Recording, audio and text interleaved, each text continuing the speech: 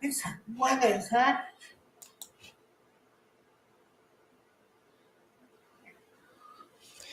Followers.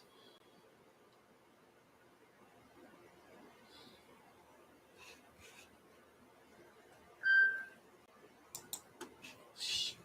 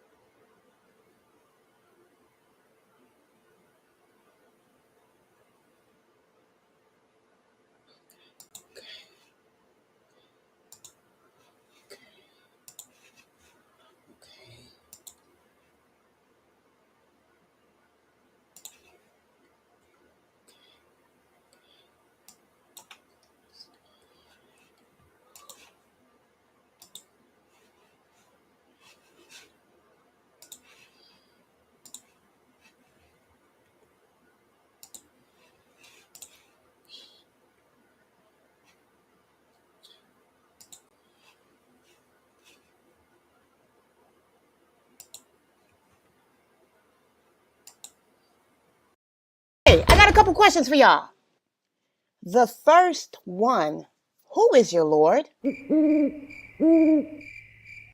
What is your religion? Who is your prophet? Now, I know this sounds crazy, but if you're one of those people that have been trying to get information and you come across this, or even this. All right, take a listen. Assalamu alaikum.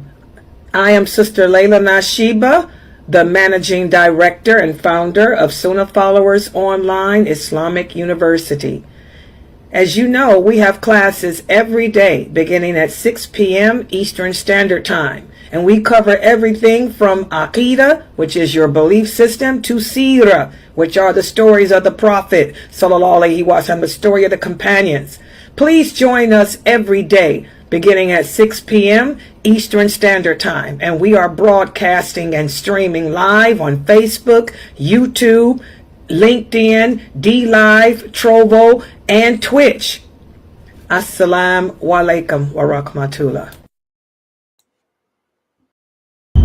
Another Sunnah Followers exclusive, Not One of Us, written by Sheikh Muhammad S. Adli, broken down and brought to you by host lailanasheeba. Join us every Thursday night at 9 p.m. Eastern, 8 p.m. Central, right here on Sunnah Followers.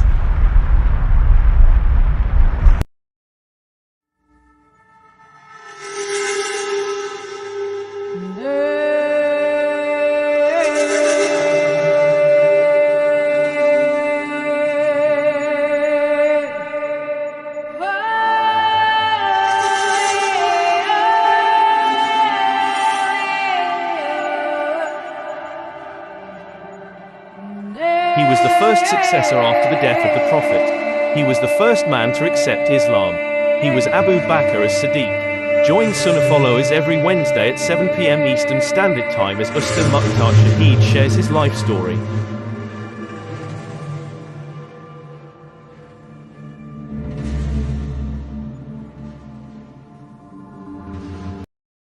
She was the daughter of two of the most perfect people ever created.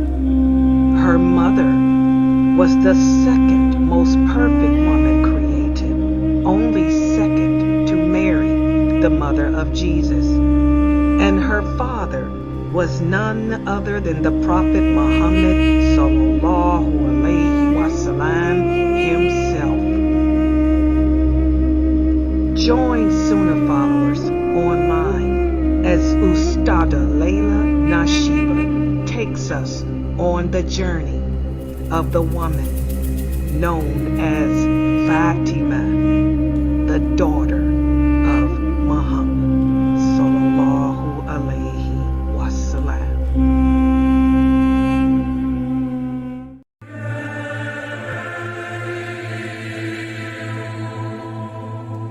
The Prophet sallallahu alaihi wasallam said, anyone who learns and memorizes the names of Allah can only be guaranteed paradise. But learning these names is not easy.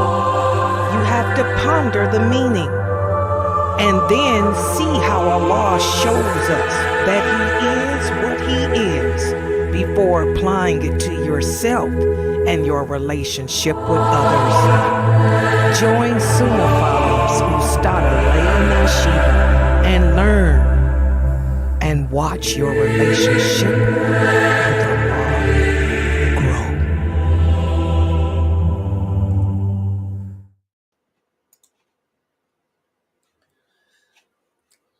SubhanAllah. Okay, we're ready. Ina alhamdulillah wa salat wa salam ala wa rasulullah. Welcome everybody to our first class for the night, and this is our Aqidah class. And for this class, we are discussing what Islam is all based upon, which is that testimony of faith, that declaration, that statement of La ilaha illallah Muhammadur Rasulullah that we recite on a regular basis. Subhanallah. But the question is, how many of us understand the implications of that testimony of faith? How many of us even understand what we're testifying to? Let me just put it to the test right quick. Who can tell me when we declare La ilaha illallah Muhammadur Rasulullah sallallahu alaihi wasallam, what are we testifying to? What are we declaring? Who can answer that? Every Muslim on the planet should know it. But let's see. What are we testifying to when we declare that? Anyone?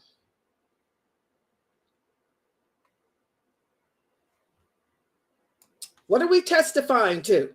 When we declare La ilaha illallah Muhammadur Rasulullah, we say it every time we make salat, when we recite the tashahhud. I was playing one of my lectures earlier from one of my previous classes, and I was speaking about how surprised I was to learn that most of the people in my website didn't know the tashahhud. And these were people who were born Muslim. These are not converts to Islam. You know, so a lot of us are not even reciting the tashahhud. So maybe that's why we don't know the answer. Who can tell us when we declare La ilaha illallah Muhammadur Rasulullah, what are we testifying to? What are we declaring? Come on, people, wake up.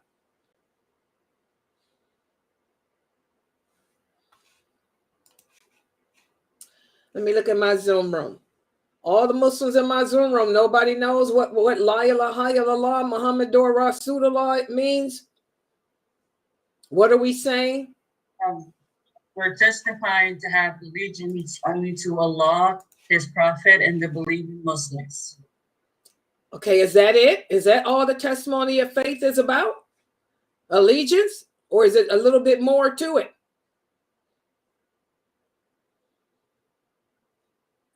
We testifying against Allah as his one and his oneness and his lordship, and that the Prophet ﷺ is his messenger. Okay, I want y'all to remember this. I mean, this is sad. And you guys are regular students, so just imagine how if I was to go on the street, you know, we live in the days of fitan, where we got all these Muslims wasting their time giving dawah to kafirs, when they need to be given dawah to the Muslims, because Allah makes Muslims, not you. You know, instead of setting up a table in the marketplace to argue and debate with kafirs all day, we need to teach our children and our wives what the meaning of the Shahada is. Okay? Does anybody else want to try? What are we saying when we declare La ilaha illallah, Muhammadur Rasulullah? What are we declaring? Okay, somebody here said we are testifying. Okay, let's see what this person wrote. We are testifying that our allegiance is to Allah and then the Prophet Muhammad and the believing Muslims. That's it? That's all we're testifying to? That's it? We testifying that we believe in Allah, his oneness, the angels, the books that he sent, paradise and hell, all the prophets, judgment day. We believe in all the things that Allah said. Okay, that's true, but you left out one major point. What is the major point that I've been emphasizing to you guys for the past year?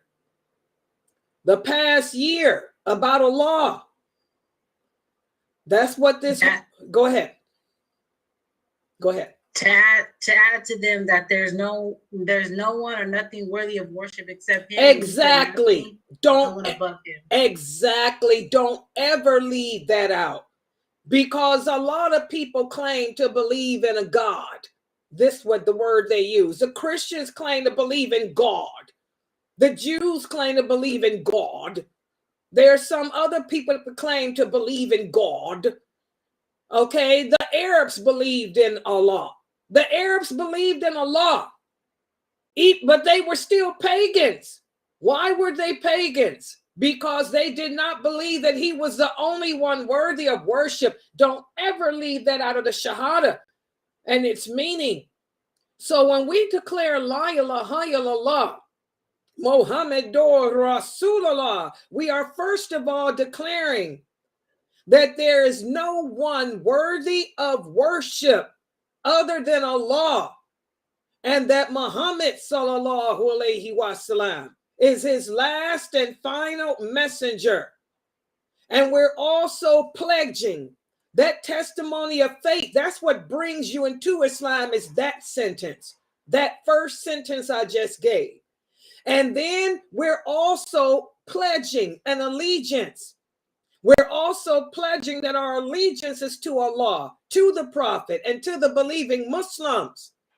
And that means that we are pledging that we will obey Allah in everything that Allah commands us to do. And we will believe everything that he commands us to believe. Okay?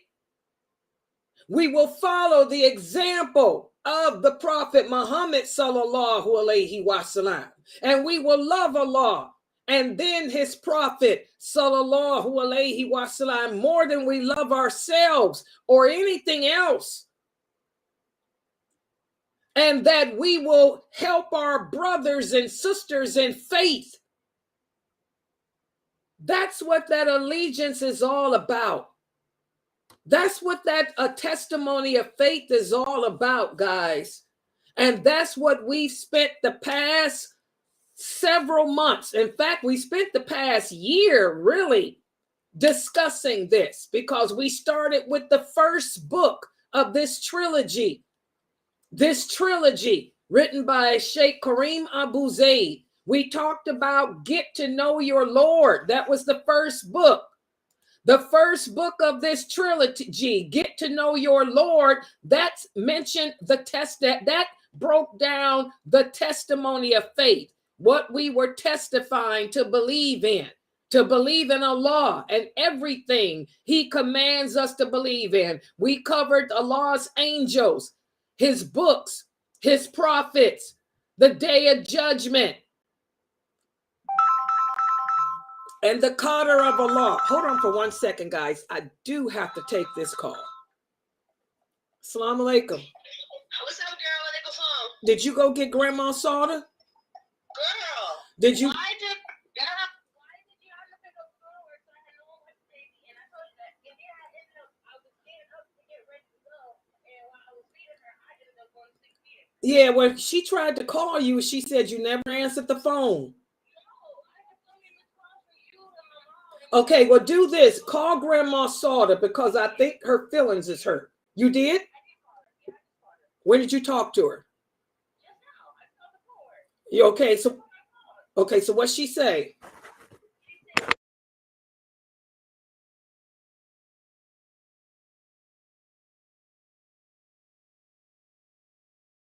Class. That's all I wanted because Grandma Sauter was trying to get in touch with you. Okay. Well, I'm doing my class. Okay. All right. Assalamu alaikum. Remind me, guys, to edit this. I had to take that call because my mother was looking for her. My granddaughter was supposed to take my mother and she couldn't find her. She said she fell asleep. Remind me to edit that, to edit this lecture. Okay, but I had to take that call because I was worried. I didn't know where she was. Okay, so getting back to this, we talked about how when to get to know your Lord. That was the first of this trilogy. We had to get to know your Lord. We talked about the first part of that test of the Shahada, which is the testimony, of what we believe in, that Allah is only one worthy of worship, and we believe everything that he commanded us to believe. We cover that in the first book. And then this book that we are now completing today, this is the second part of that Shahada. This is our wala wal bara. This is our allegiance to Allah and our allegiance to the Prophet and each other. And then I want everybody to make sure, let me put it up here so y'all can see. I'm giving y'all a little bit of time to go on Amazon and purchase. I was watching myself on my website and I got to redo. I see when the phone rings, I got to redo it. Okay. Yeah, there it is. Okay. Yeah. And by the way, guys, you can watch live. If you go to the website, www.sunnahfollowers.net, I fixed it. Click on live stream and you can watch us from your cell phone. If you don't want to join Facebook or YouTube, you can watch from the website live. I'm looking at myself there now, so I got it working. I want you guys to go and buy the third of the trilogy. Let me put that picture. I got a picture of the book here. This is Diluting El Wala Wal Bara. This is volume 2. And this volume speaks about how to practice your religion in an environment that is anti-Islam. This book is very, very, very intense. I got an email from one of the brothers here. One of the students here, may Allah bless him, Brother Shahid. He sent me a message today saying, oh my God, Sister Layla, all your classes this year were just great. He said, you went into such detail about things like you never did. He said, I really enjoyed all your classes this year. I mean, I've always taught about allegiance to Allah. I've always taught the awliya of Allah, the awliya of Shaitan and all that. But I went into more detail to take y'all to a higher level this year. I covered things that I never covered before with you guys. Well, I'm here to tell you this book here, which is the third of this trilogy, is very complicated. It's not a book that you can read on your own. You have to have a person of knowledge, such as myself, to break it down to you. And when I say a person of knowledge, what do I mean? It's not to brag. It's not to boast. I know I got some haters out there. You know, even the Prophet Muhammad had some haters. But let me explain what I mean by people of knowledge, a person of knowledge. I'm talking about a person who has studied the Quran and its meaning in detail. A person who knows the hadith and who studied them not by themselves, but who studied under real scholars of Quran, real scholars of hadith. Okay, and that's what I've done. My teachers are all dead except for one. Sheikh Morsi, may Allah bless him, is still living. Okay, but I've studied under teachers who were scholars of the ulama, who were scholars of hadith. And if I hadn't, I wouldn't be able to understand this stuff either. The hadiths are the explanation of the Quran. Until you learn the hadiths, you'll never understand the Quran. That's what the Prophet said. That hadith is authentic, Sahih Muslim. Okay, so this book, I want every one of you to order the third book, and I'm going to put the name back up there. It's the same name, but it's volume 2, and it's red. It's the color that I just showed you. It's red. It looks like the other book, but it's red in color. You go to Amazon.com and get it. Where's my little thing at? Where did it go? Okay. Okay, where did I loot? Did I delete it? Go to Amazon.com and order that book. Okay, here it is. Diluting Well Better Volume 2. Let me put that on there. Volume 2 by Sheikh Kareem Abu Zaid. Okay, it's $19.99 too, I believe. It's very complex, guys. You need the, but this is what we're going to be studying for the next few months. It's a very intense. It's also 400 and something pages too. But it's going to take us into another direction of understanding what our belief system is. And we're going to start it off today, because today what I'm going to do, I asked everybody to read the last chapter that's in the book, volume 1.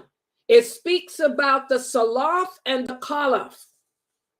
Okay? Because the third volume speaks about allegiance and how the companions understood it and how they implemented it in their lives, which is what made them the best of all Muslims, the best of all mankind created. For those of you who don't know, the companions were the best of all mankind. And let me answer this question while I speak about that. One of the new shahadas here asked me, Sister Layla, because she said she listened to my series on paradise and hell. And, you know, I teach that every year too. And she asked me a question. She said, what about the other prophets? She said it when you were teaching that the first people, we will be the first. And this is true. We Muslims will be the first people to be judged on the day of judgment. And we will be the first to enter paradise. And her question was, will we enter paradise before the other prophets? The answer is yes. That's clear. The Prophet Muhammad has told us in numerous hadiths that this nation, we were the last to come in this world, but we will be the first to be judged and the first to enter paradise in the hereafter. And then the others will come after us. So yes, we will enter paradise before Moses, alayhi salam, and his people. We will enter paradise before Jesus, alayhi salam, and his people. We will enter paradise before Abraham and his people. This is clear. Okay? This is clear. That's what that hadith means. We will be the first to come in the hereafter. We were the last in this world, but will be first. After Allah is finished judging us, then he will judge the other people. Every prophet that Allah sent, all 24,000 of them, or however many it was, however many prophets that Allah sent, they will stand before their people. And they will wait to be, their people will wait to be judged. They will wait and they will be judged after us. The Prophet Muhammad will be the first. His people will be the first to be judged. And then after us will come the rest. That's a fact. So you understand that, sisters, for the new shahadas? Yes. And that's clear. You'll find those hadiths in Bukhari, Muslim, and the other of the Siddha too. The Prophet was very clear on that. And if you look at my lectures on that, I give you the hadiths because I always teach with PowerPoint.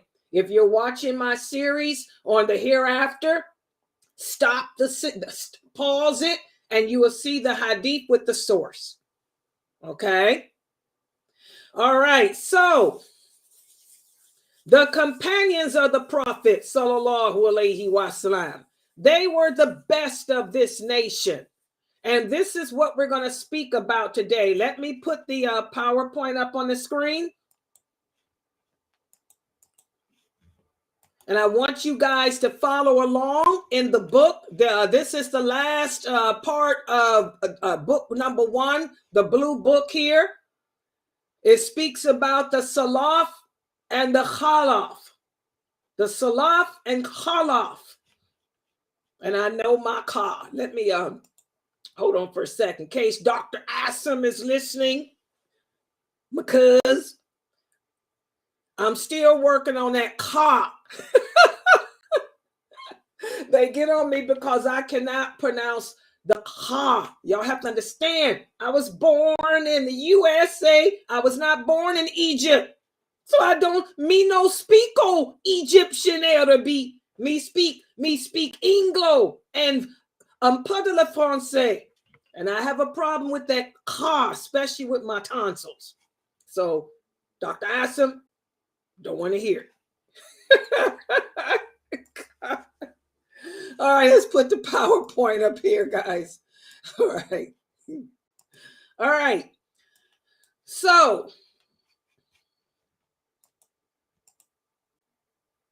take notes. Who were the Salaf? Now, a lot of the Muslims ask about this, especially the young brothers. I know a lot of the young brothers watch these YouTube videos where there's a lot of Muslim young men arguing and debating a religion. They call themselves Salafi. You heard the word Salafi. And the Salafis have now broken off into a group. There's over 23 or more sets of them too. Some are more extreme than others.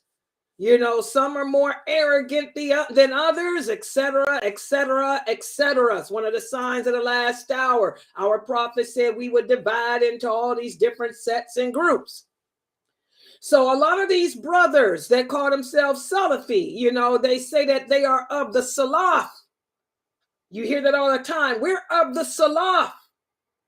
And a lot of people say, what do you mean you're of the Salaf? Well, the companions, they died. The companions are not living today. You're not a companion of the Prophet Muhammad, sallallahu alaihi wasallam. So what do you mean you're of the Salaf?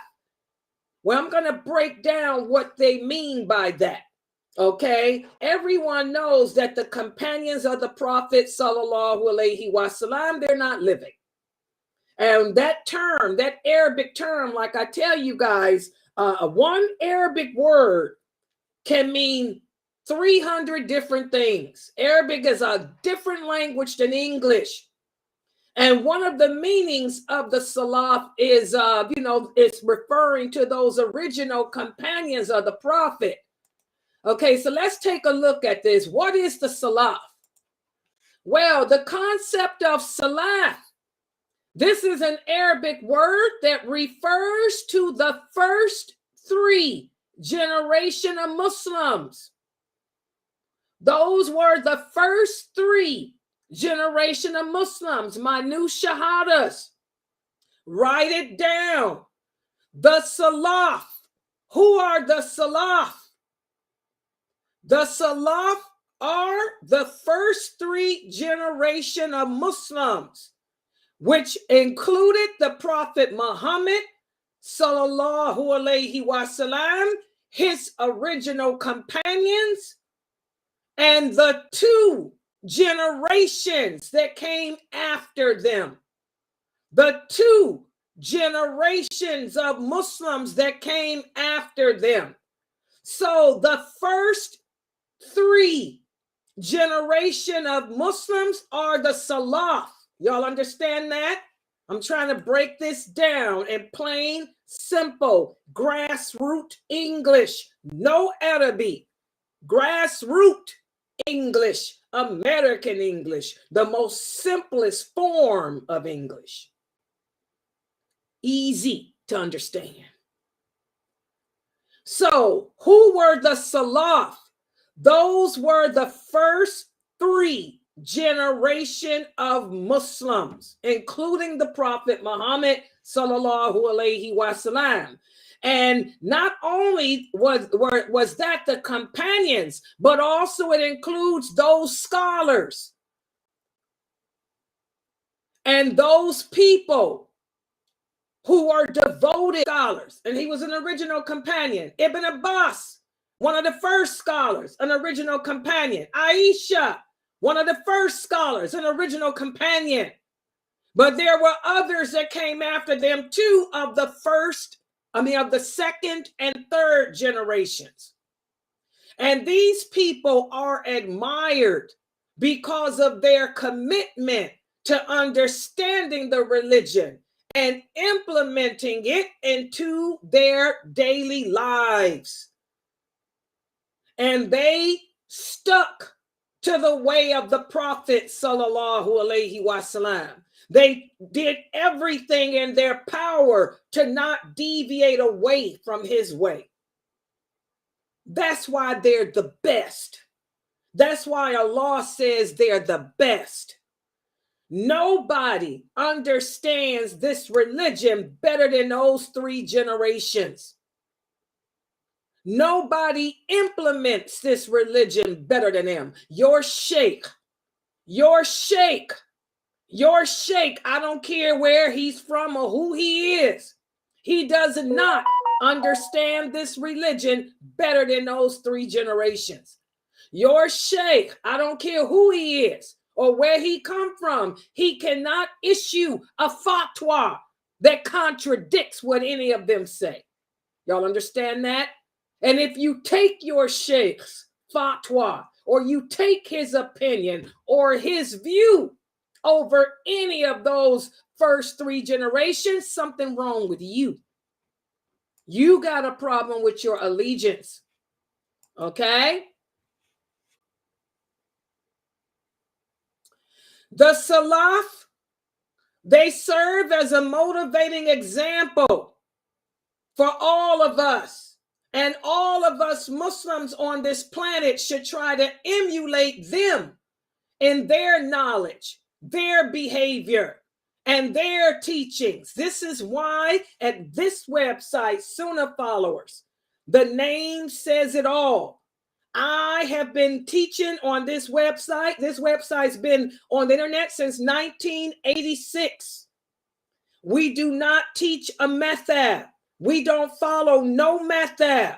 You never hear me talk about no 4 imams. I don't use no 4 imams teachings. None of that. Okay? I also don't conform to no set, no group. Everything at this website is based on Quran and the authentic hadith. If you guys ask me for an opinion on something, I give you the companions. For example, you guys come to me and ask me, is a woman's voice aura? Can a woman show her face? Can a woman teach? Can a woman wear makeup? I don't go to Islam Q&A and get an answer. I tell you what Ibn Abbas said about makeup, what Ibn Umar said about makeup, what Aisha said about makeup.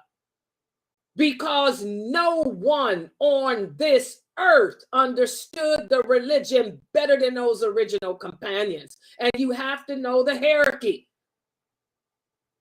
You have to know who's the best amongst them. I do not take the opinion of Ibn Hajar over Ibn Abbas. Ibn Abbas out-trumps him.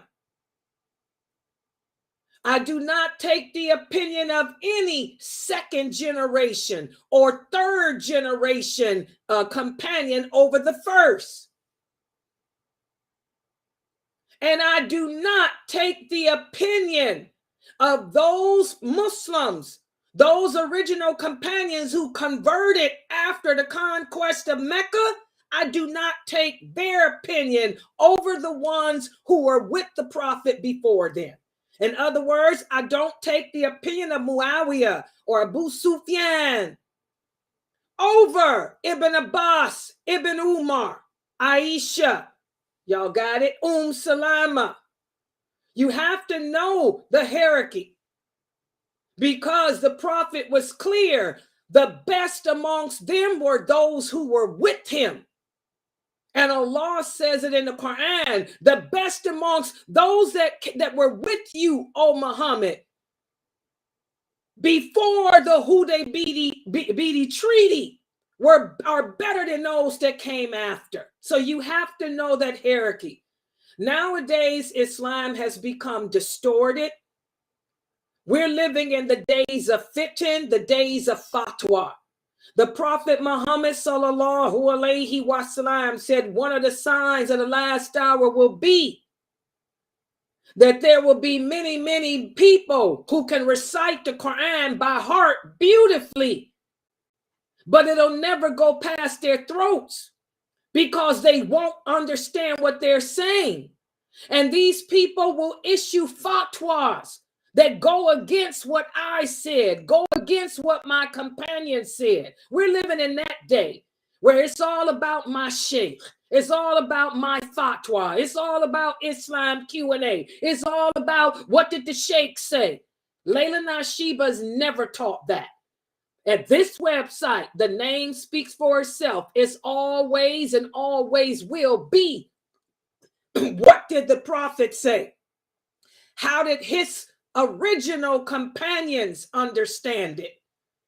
What did they say about women in makeup?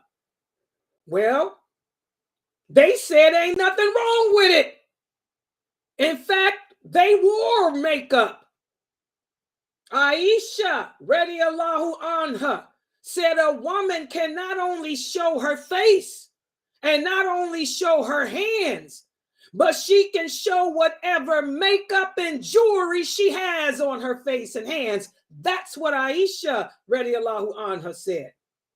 Ibn Abbas, Ibn Umar, they too said not only can a woman show her face and hands publicly, but she can show her makeup and whatever jewelry. That's it. That's it. So I don't care what Sheikh come a dime a dozen said. We're living in the days of fatwa.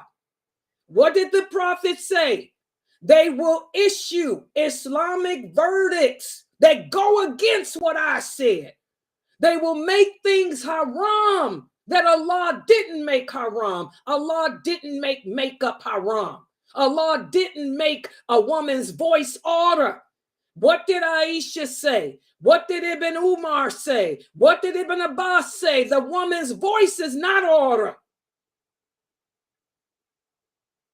Subhanallah. But we got all these brothers out there on the internet today telling y'all that everything's haram.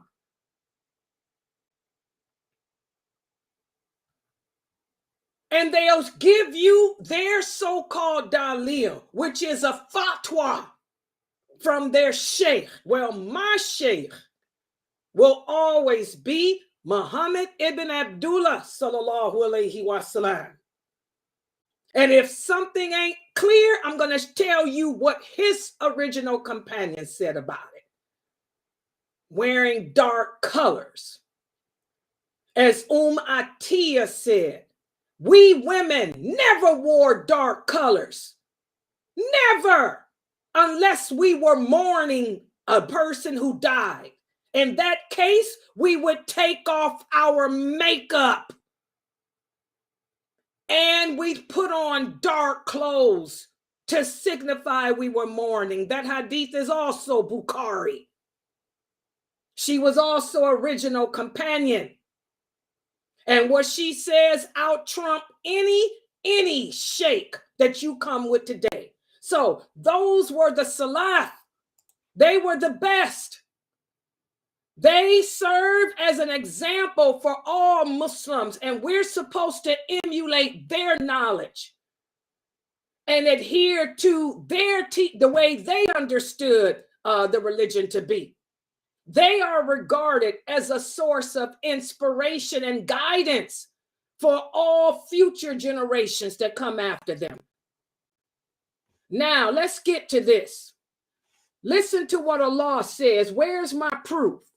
Allah says in the interpretation of the meaning, and the first to embrace Islam of those who migrated from Mecca to Medina, and the citizens of Medina who helped and supported the immigrants, and those who followed them exactly in faith. Allah is pleased with them, and they are pleased with him. And he has prepared for them gardens under which rivers flow. There's my dalil. There's the evidence straight from the Quran that they are the best. That your sheikh, there's no man on this planet today. There's no female on this planet today. I don't care how many followers he or she has on YouTube. I don't care how handsome the man's beard may be. I don't care how soft and sweet the woman's voice may be. They do not out-trump these companions. And if they're telling you something that contradicts what those companions said, then you're following the wrong people. Okay? Because this verse reinforces the significance of those companions, the early generation of Muslims. In this verse, Allah praises them and he acknowledges their righteousness. This verse serves as a testament to their high status and their character and their knowledge. So I don't care what some twisted man told you about makeup. Ibn Abbas and all the original, by the way, all the original companions, except for Ibn Masud. Ibn Masud was the only companion that believed that a woman's face is order. But all the other companions, all the prophets' wives, everyone else, they said a woman's face and hands is not part of her order, and she can also show whatever makeup and jewelry is on them. That's what the companions said. So where are you brothers getting y'all's information from? These brothers are getting their information from methabs or their own desires. This is what we talked about in the first part of this book. In order to have the proper allegiance to Allah, in order to have a proper allegiance to the Prophet, we have to love what Allah loves and only hate what he hates. Allah hates everything that he made haram. And he loves everything that he made lawful. And as the Prophet Muhammad sallallahu alaihi wasallam told us in authentic hadith, the things that Allah does not speak about, they're all lawful. We need to learn to accept it. So you got a problem with a woman wearing makeup. You don't understand why it is that a woman's face is not part of her aura. That's your problem. That's just like a person saying, why is it, Sister Layla, that when we make wudu, we wipe the top of the shoe and not the bottom? That's the hikmah of Allah. You think that a woman's face is the most beautiful part of her body. Well, Allah knows better than you. We don't have to cover it. And I can wear makeup. And I can wear nail polish too if I choose. You have to stop making those things haram, brothers, because you got a problem with it. This is why I told you guys. That's what the Prophet meant when he said, you will never, ever taste the sweetness of faith until you love what Allah loves and only hate what he hates. Hello. A lot of us struggle with that. A lot of us are not there at the sweetness of faith because we're putting our opinions, our likes, our dislikes in, and we're going against the companions too. The companions mastered that. They mastered that. They trained their soul to love only what Allah loves. They trained their soul to hate only what he hates. That's why they weren't oppressive towards the women. That's why the women functioned in their society well. But you brothers today, you want to oppress women and oppress others based on your likes and dislikes because you have not mastered the sweetness of faith yet. We got to work on that, people. We have to work on that. So the companions, their understanding is the only understanding that we should be using. Not no mathabs, not Imam so-and-so, not Sheikh Kamadam a dozens. We should look to see what did the companions say about the things in life that we're confused about. Because Allah is telling us in these verses that they are more righteous. They're the most righteous of all, and he's pleased with them. This verse serves as a reminder of the rewards and the blessings that we can gain if we exhibit the same devotion to this religion that they did. So that's why I say, we have to think like them. We have to think like those companions. Why am I teaching you, sisters, about the heroines of Islam? I want you to be like Aisha, be like Hafsa, be like Salama. These women were women like you and me. They had shortcomings, just like we have shortcomings, but they mastered it. Aisha learned to master her jealousy. Hafsa learned to master her temper. So we need to take these companions as our role models in life because they show us by learning about them and listening to them. They'll show us how to master the problems of our souls so we can be pleasing in the sight of Allah like they are. Okay? Also, I want you guys to pay attention. The Prophet sallallahu alaihi wasallam said, the best people are those of my generation, and then those who come after them, and those who come after them. Then there will appear people after them whose testimony will precede their oaths, and their oaths will precede their testimony. Here, what the Prophet Muhammad sallallahu alaihi wasallam is basically saying is that every generation will become worse and worse and worse than the previous one. Look how many generations there are between us and those original companions. So you can see the people that you follow in the day are garbage compared to them. We don't take Islam seriously like they did. Our knowledge, our understanding, our implementation is nothing like theirs. Our love for Allah, our devotion to the Prophet is nothing like theirs. Subhanallah.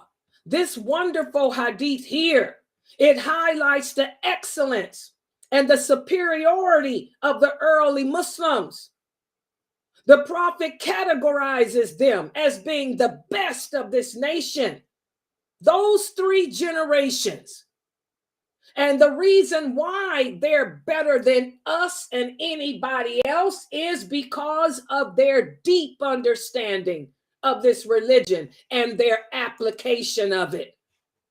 They weren't Muslim in name. The women wore hijab and abaya. The men grew their beards and went to the mosque to perform their prayers. They didn't pray just once, one Jumu'ah prayer. They were there every Friday. They prayed all 5 of their prayers at the mosque. They proved their love for Allah and the Prophet sallallahu alaihi wasallam over their families, over their money, over their friends. This is why they're better than us. And they also contributed because of their knowledge, understanding in the laws and how to implement the laws of Allah into our lives. You want to know how to dress? They told us how. You want to know how to carry out the commands of Allah and his laws? They showed us how. It's just that we need to learn about them instead of following these celebrity scholars on the internet, worshiping these broke down men and women on the internet who are nothing, who are literally nothing. SubhanAllah. Okay, so that's who the Salaf are. And so when you find Muslims today saying, "Oh, I'm upon the way of the Salaf," they're not saying that they are one of the original companions, because those 3 generations are gone.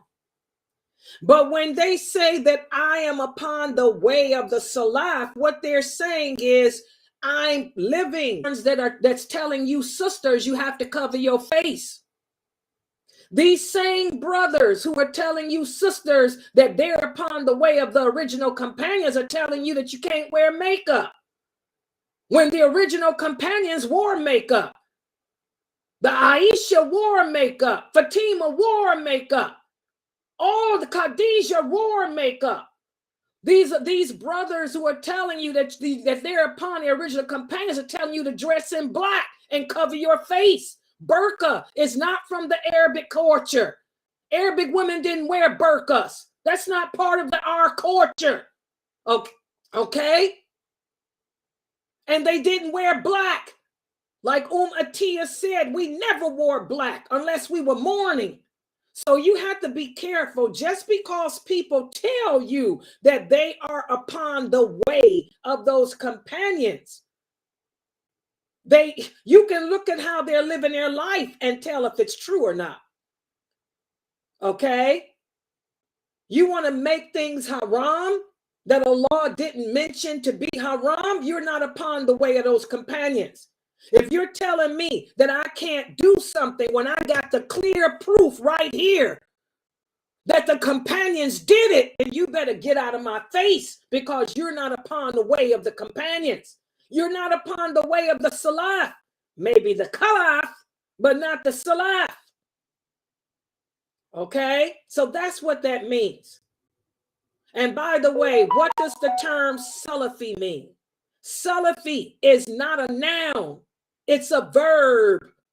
Salafi means that I am living my life following the example of the Prophet Muhammad sallallahu alaihi wasallam with the understanding of the companions.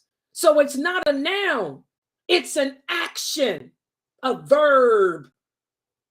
And if a person is truly Salafi, he doesn't have to say it. You can tell if a person is upon the way of the Salaf by their actions.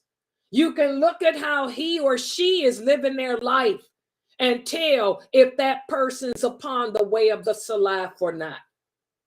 Lailanasheeba doesn't use no title except Muslim, because Muslim is the title that my Lord gave me. That's a name of honor. No title is greater than that. It means one who submits to Allah. I submit to Allah, and I practice my religion with the understanding that the Salaf had. So you will never hear me use a title other than the title Allah gave me, because that's the problem that we have today as Muslims. We all struggle with submission. A lot of you sisters are converts to the religion, and you're still not wearing hijab. That shows that you are not in submission. Don't worry about being Salafi. You better learn how to be a Muslim first. Submit. Submit your face, your soul to Allah, and obey Him. Everybody understand that? So that's the meaning of the term Salaf. It's referring to those first three generation of Muslims who were the best of this nation. We're supposed to emulate them. We're supposed to look to them for guidance. Look to see what their guidance is, not these other people. Okay? So that brings us to the next term. What about the Khalaf? What about the Khalaf? Well, listen to what Allah says in the interpretation of the meaning. After them succeeded an evil generation, which inherited the book, but they chose for themselves the goods of this low life, saying everything will be forgiven for us. And if again the offer of the likes came their way, they would again seize them and commit sins. Was not the trust of the book taken from them, that they would not say about Allah anything but the truth? And they have studied what is in the book.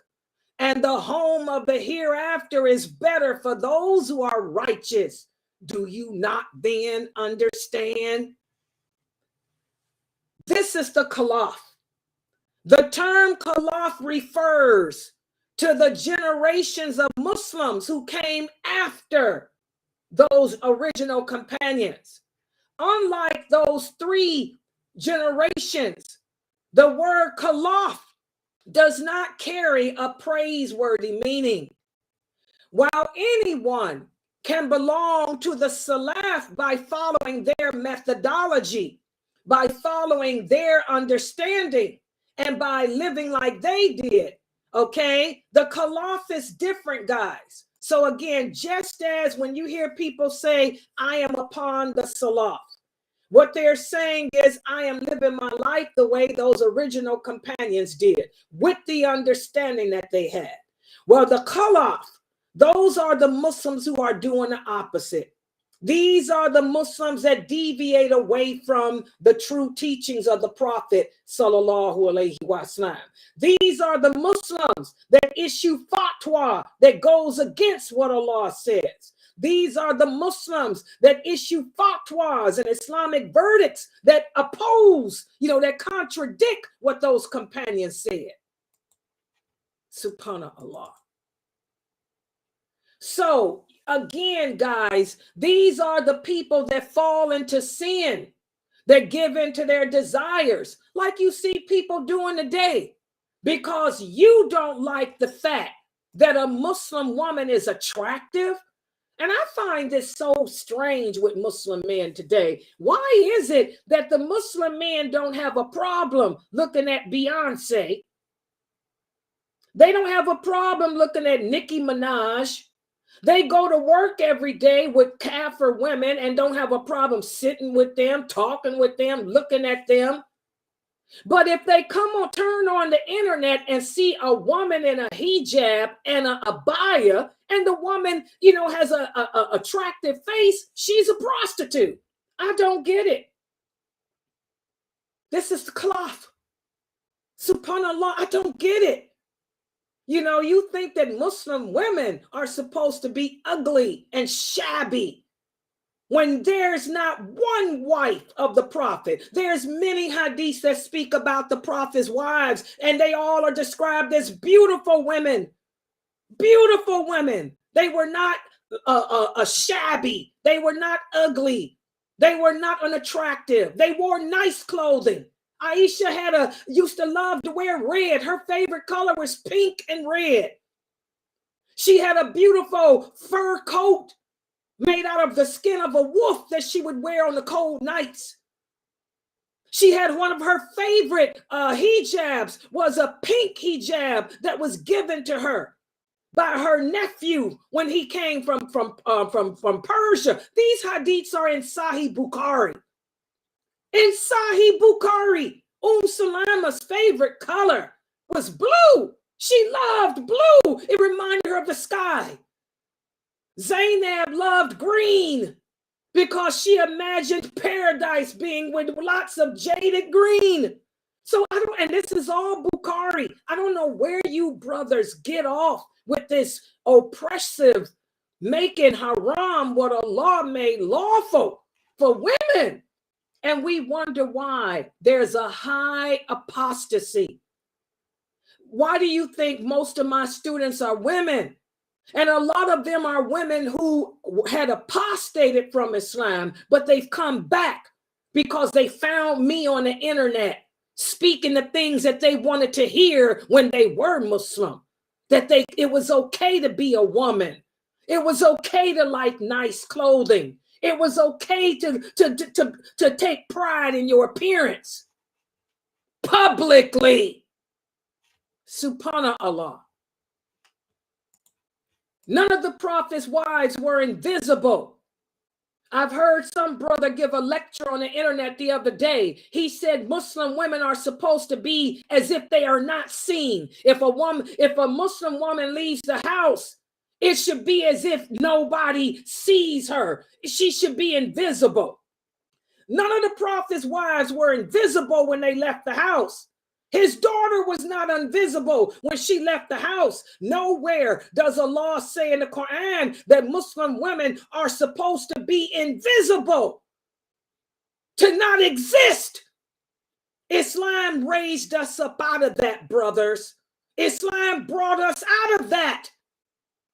You are oppressing women. You are causing women to apostate from this religion with your ignorance and your lies, your deceit, your hatred, your oppression. Whatever happened to you, brothers, in your personal lives, I don't know if maybe your mother didn't show you love. Maybe some woman broke your heart. Whatever happened to you, brothers, y'all got to clean yourselves up from that. Subhanallah, because you're going to be held accountable for that. You're going to be held accountable for these misconceptions you're putting out about women in Islam, these lies. And the women are not intelligent enough to seek the truth from the proper sources. Subhanallah. So, this term Khalaf refers to the people that do the opposite of what those companions did. Okay? Despite knowing the book, despite knowing its teachings, they prioritize their worldly pleasures and indulgences, their own likes and dislikes over Allah's. So we have to be careful, guys, to not fall into that. So the Khalaf are people who deviate away from the righteous path established by the companions. These are people who put their worldly desires over their spiritual commitments. And again, guys, we have to not fall into the category of being one of the Khalaf. You know, nowadays we got a lot of Muslims that pick and choose what parts of this religion they want to practice. A lot of you sisters are doing that. And I tell you, sisters, you can pray all you want to. If you are not wearing a hijab, I'm sorry, your prayers are not accepted.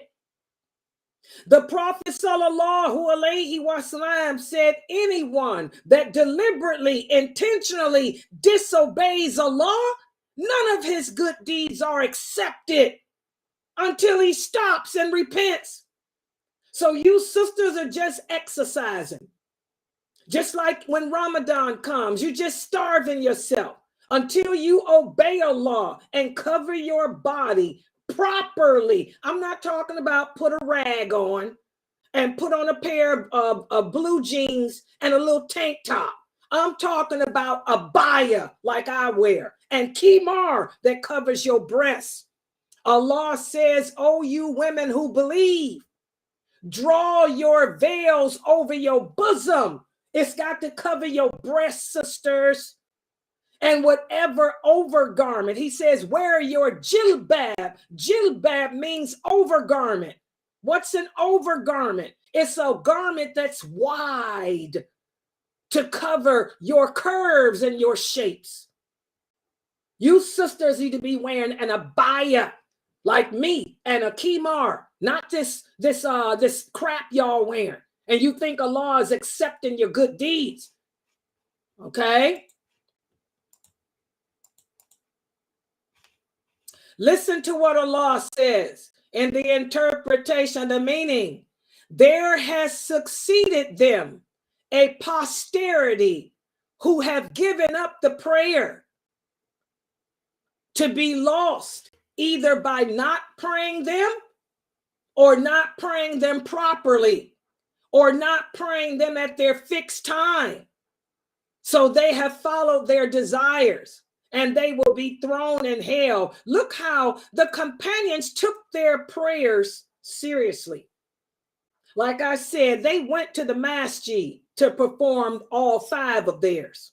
They didn't sit at home and decide they're going to pray with their wife. They only did the voluntary prayers at home with their wives. The obligatory prayers they did at the mosque and congregation. And they performed their prayers within the proper time. They didn't sit up and watch television and wait till their football game is over and then go and double up on prayers. These are the Khalaf. These are the Khalaf. They do the opposite of what the Salaf did. Okay? Are you a Khalaf? Or are you upon the way of the Salaf? That's the question that every one of you should be asking yourselves as you listen to this lecture today. Am I upon the way of the Salaf? Or am I upon the way of the Khalaf? Subhanallah. Okay? So that verse emphasizes the blameworthy context of the Khalaf. How they abandon the obligatory obligations, not wearing hijab, not performing their prayers, not fasting, not providing for their families, not lowering their gaze. You got a problem looking at an attractive Muslim woman, lower your gaze. If you think that I'm too attractive for you, I don't have on nothing but kohor. All I have on is what Aisha wore. All I have on is what Salama wore. All I have on is what Fatima wore when she was making Hajj. That hadith is in Bukhari too. She said, I got my kohl on. That's all I have on. Only makeup Layla wears is kohol. My lips are pink by nature. I can't help it if Allah gave me pink lips and pale skin. If it's too much for you, lower your gaze. Okay? So, this verse is highlighting that the Khalaf are those, who abandon their obligatory duties, such as the prayer and such as covering up, growing the beard, because of their worldly desires. The Khalaf deviated from the righteous path of the Salaf in terms of their understanding and practice of the Quran and Sunnah. And also in this verse, Allah is warning about the consequences of abandoning our religious obligations. You so concerned about whether or not a woman is attractive, so concerned about how a woman looks, you better concern yourself on your prayers, Aki. How many prayers are you making in congregation? Praying at the mosque is an obligation. You're only temporarily excused, brothers. Subhanallah. So that basically is what the Salaf and the Khalaf are. So now what I want to do is give you guys a quiz, because again, this book, the third book of this trilogy, is going to go into the allegiance, that showing the allegiance that the original companions had, and comparing how their understanding of the religion is the total opposite of the understanding that we have today. Okay, so I want to make sure you guys understand what Salaf and Khalaf are. So here's a quiz I put together for you. And here's the first question. Who are the Salaf? Who are the Salaf? These are the predecessors that came before us, the first three generations. The Prophet Muhammad sallallahu alaihi wasallam and his companions, the Tabi'in, or those that came after them, and then those that came after them. So Salaf is basically meaning our predecessors or the ancestors back there. MashaAllah. Good job, Brother Abdullah. MashaAllah. He answered that perfectly. That's how you answer questions here at Sunnah Followers, people. Exactly. Did everybody understand his answer? Let me look on YouTube. Oh, I forgot about YouTube.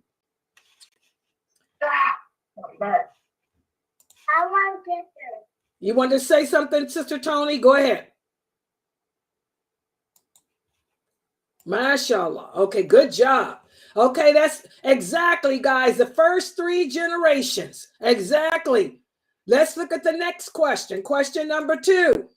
Uh-oh. We can belong to the Salaf by simply adopting their methodology and understanding and practice. Is this statement true or false? What do you guys think?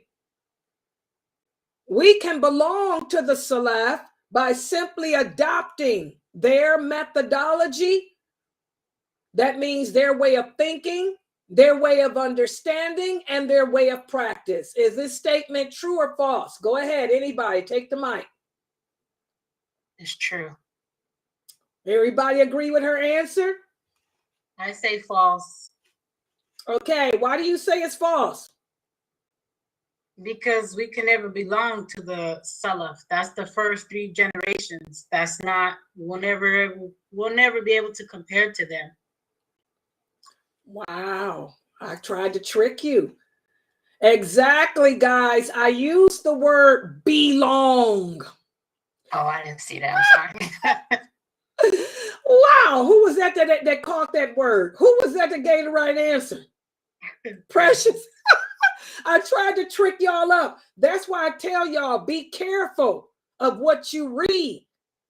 Belong. We can never belong to them because they're gone. We're not of those first three generations. But what can we do? What should the word have been, Precious? What should this word have been? What could we do? We can strive to follow them. We can strive to follow their ways, to adapt, to try to get as close as possible as we can to their way of life.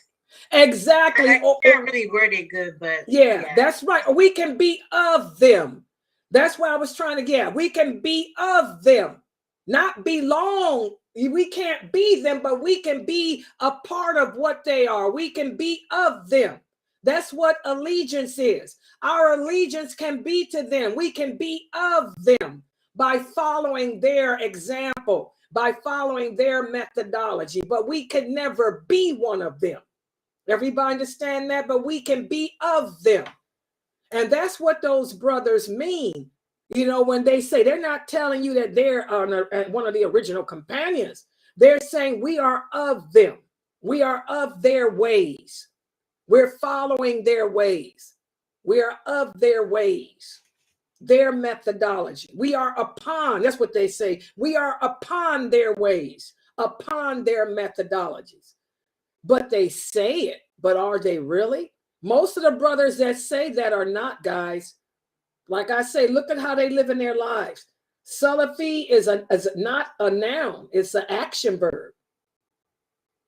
You claim to be of them, you don't even provide for your family. The companions took care of their wives and children. The companions took care of their families. A lot of these brothers don't even provide and maintain they have 4 wives, but they don't take care of them, many of them. They say that they are upon the way of those companions, but they're really not, many of them. Good job, Precious. You caught that word. Okay, let's look at the next question. What about this? What makes the Salaf better than any Muslim today? What makes them better?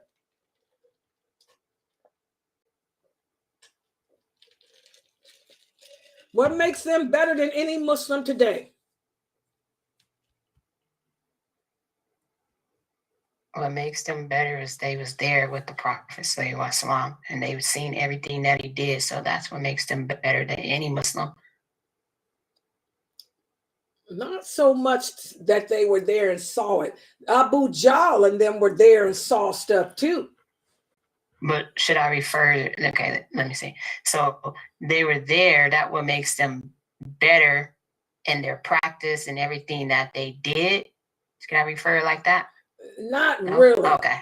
Not really. What makes the Salaf better than any Muslim today? What makes them better than any sheikh, any Muslim on this planet today, guys? It's a simple answer.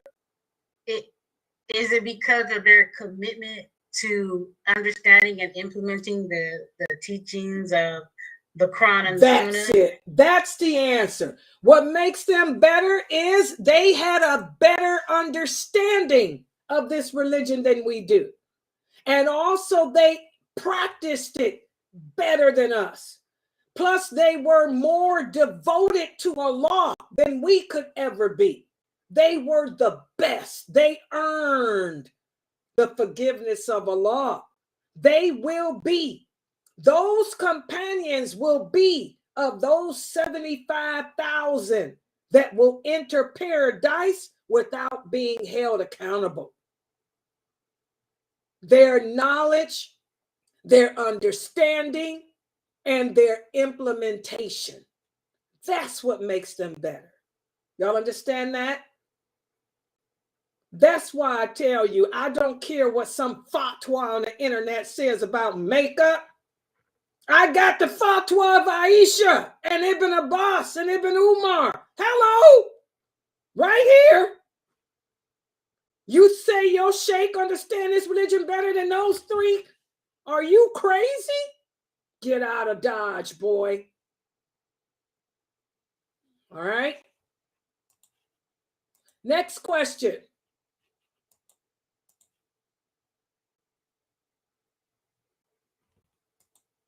Who are the Khalaf? Who are the Khalaf?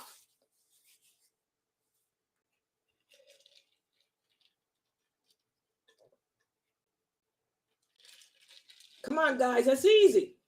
They are the evil generations that came after the Salafi. I mean, the Salaf. They are the what? They are like the evil generation that came after the Salaf. What makes them evil? Uh, Come on, guys, this is easy. They're the total opposite of the Salaf. So what are who are they? What makes them evil is that they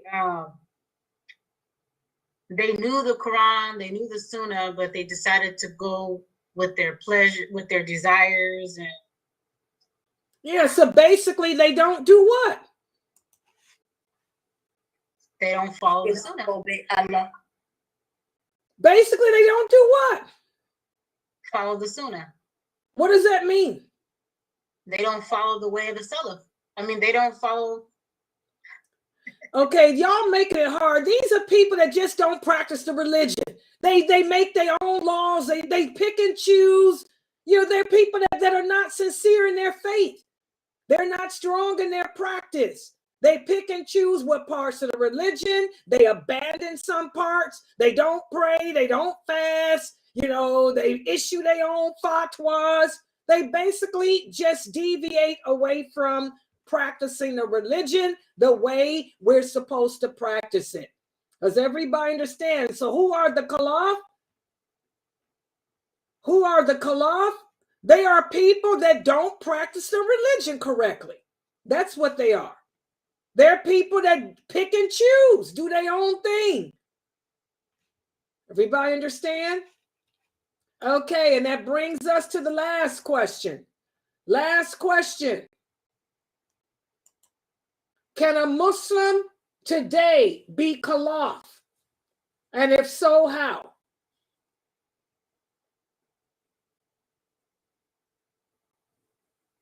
A lot of Muslims today is the Khalaf because they pick and choose of what they do. They don't follow, they don't say their prayers, they don't do a lot of things. They don't cover themselves, they don't grow their beard. So yes, they can be of today. Exactly. And that's the question, guys, that we need to be asking ourselves. You know, every day as a Muslim, am I upon the way of the Salaf? Am I upon the way of those original companions? Or am I upon the way of deviation? It's just that simple. Either you are an ally of Allah or you're an ally of Shaitan. The companions are the awliya, the allies of Allah. Either you're with us or you're against us. It just boils down to that. And that's how I want you sisters, those of you who are struggling with obeying Allah, you're struggling with wearing a hijab. Either you're with us or you're against us. Are you either you're with the Prophet Muhammad sallallahu alaihi wasallam and his companions, or you're with Shaitan? There's no such thing as being half Muslim and half Kafir. Either you are Muslim or you're not. It's time to get up off that fence. It's time to start dressing the way you're supposed to dress. It's time to prove to Allah that you believe in him and that your allegiance is to him. Those companions proved it. Many of them proved it with their lives. Many of them proved it with their money. Many of them proved it with their families. What proof? Or as Dr. Asim would say, what sacrifices have you made to prove to Allah that you believe la ilaha illallah? That's the question.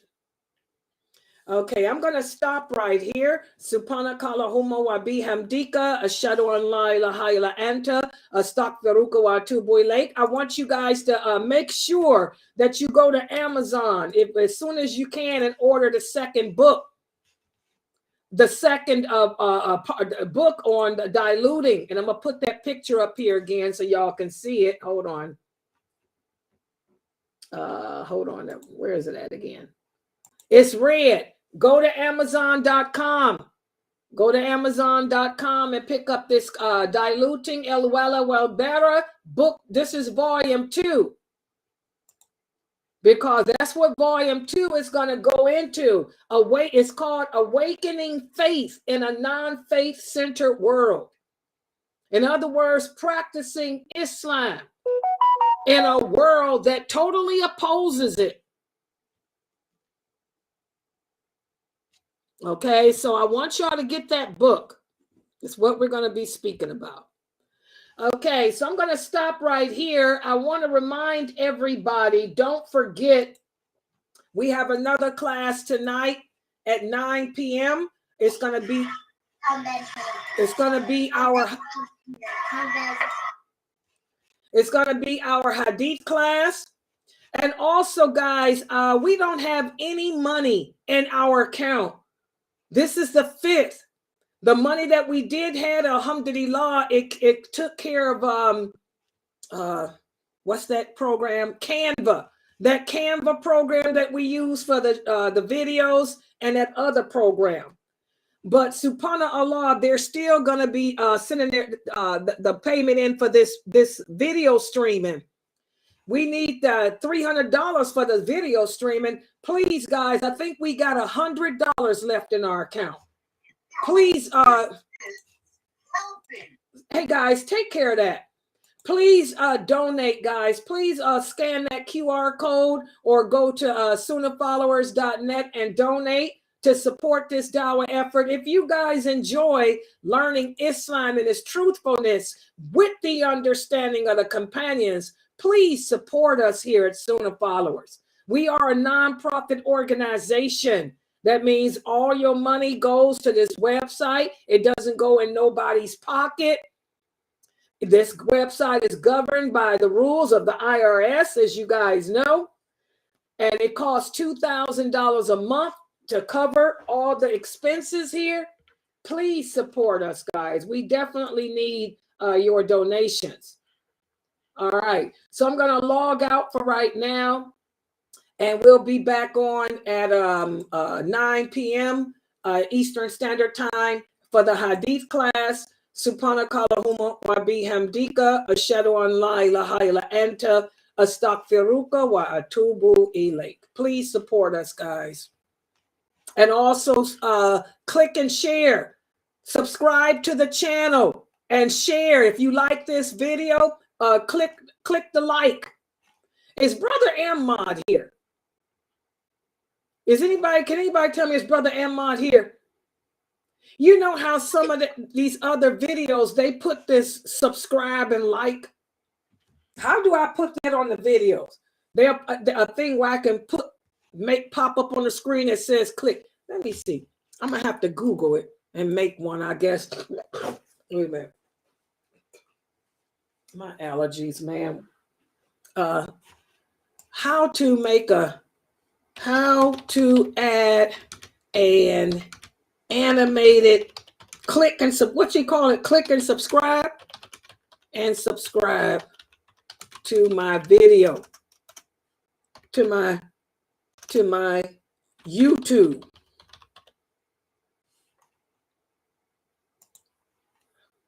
Do you have to make that? I think it is. Okay. I don't know. I'm going to have to, I got the programs. I think the programs I'm using is doing that. All right, guys, I'm going to close out. Inshallah, I'll see you guys at 9. Subhanakallahumma wa bihamdika ashhadu an la ilaha illa anta astaghfiruka wa atubu ilayk. Let me figure out how to do that. One of these programs, I know these programs probably do it. Wait a minute, how do I close out?